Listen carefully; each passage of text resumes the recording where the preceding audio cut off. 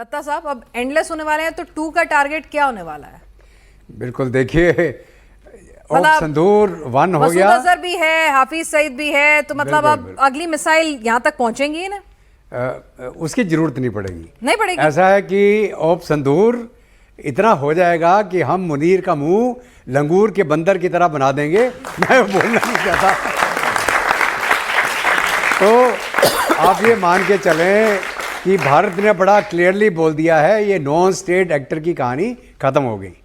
वो non state actor ही state actor हैं, और कोई भी act of terrorism is a act of war. तो अभी हम इंतज़ार नहीं करने वाले कि हम एक डोजियर बनाएंगे, उसको पेश करेंगे, यूनाइटेड नेशन में बोलेंगे कि इसको आतंकवादी घोषित कर दो। हम उसका डेथ वारंट यहीं से काट के भेजेंगे और वो हमला करेगा और हमारी मिसाइल चलेगी।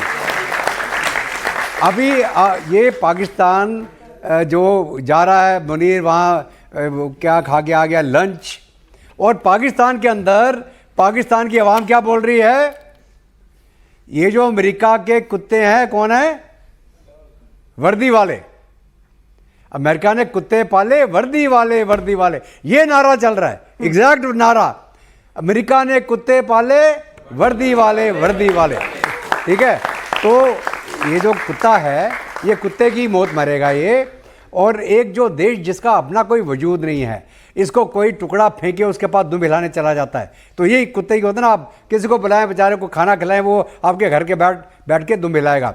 चाहे चीन खिला दे तो दुम हिलाएगा, अमेरिका खिला दे तो दुम हिलाएगा, सऊदी खिला दे तो दुम हिलाएगा। ठीक है, तो अभी आप ये मान के चलें, ये अगले टारगेट क्या होंगे? हाफिज सईद के साथ में मुनीर भी जाएगा। अभी ऐसा है कि बड़ी पुरानी कहावत है, 2 किश्ती पे सवार हमेशा डूबता है। इसका भी वही हाल है, कभी चीन के ऊपर किश्ती पे पैर रखता है, कभी अमेरिका में रखता है, और जहाँ पे अभी हमने वो पानी छोड़ा, कहाँ? सिंधु का जल, इसकी किश्ती डूबने वाली है। चलिए, तो पाकिस्तान का डूबना तय है। हिंदुस्तान ने कूटनीति भी तैयार कर ली है। जी जी जी। एक पॉइंट आपको और बता दूं, ट्रम्प टैरिफ, हम अभी गए कहाँ? फ्रांस। सैफ्रॉन इंजन्स की डील कर दी हमने अपने, किसके लिए? एमका के लिए। Tejas, AMCA, mark 1, mark 2, mark 2 and above.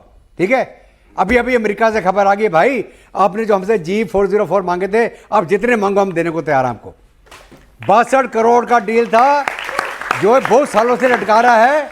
अब उसको पता चला कि भारत के साथ तुम गुल्ली डंडा नहीं खेल सकते, तुम आंख दिखाओगे तो हम चश्मा लगा के कहीं और देख लेंगे, हमें कोई फर्क नहीं पड़ता है। ये अभी है।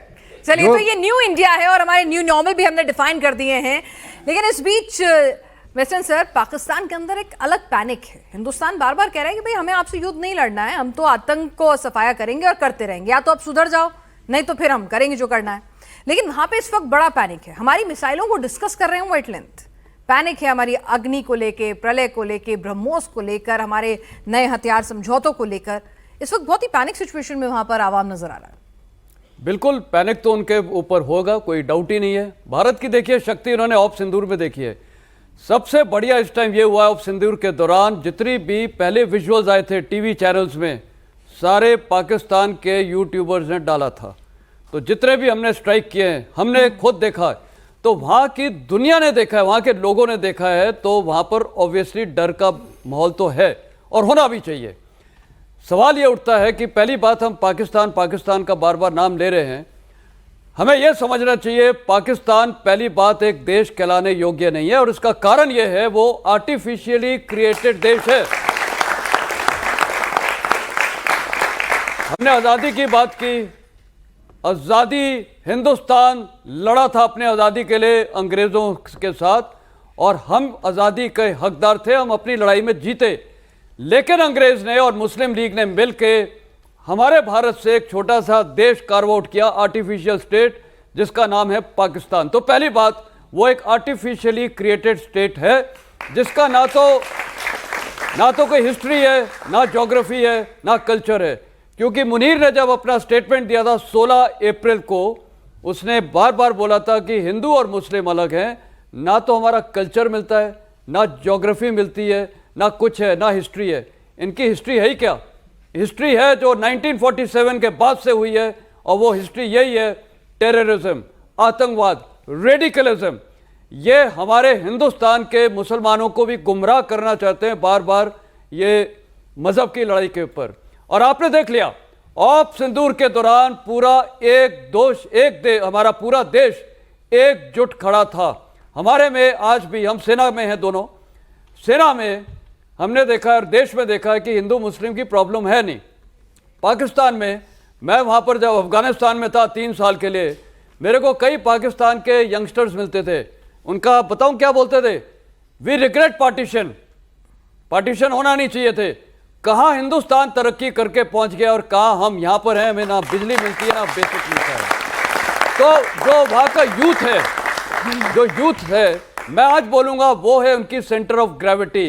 ये मुनीर वगैरह आएंगे चले जाएंगे, दे आर जस्ट टेम्परेरी।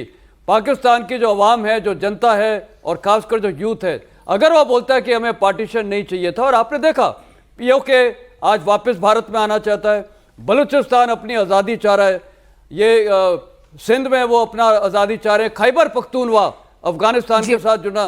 तो ये जो एक मुस्लिम फंडामेंटलिज्म की स्टोरी थी क्रिएशन की, वो फेल हो चुकी है।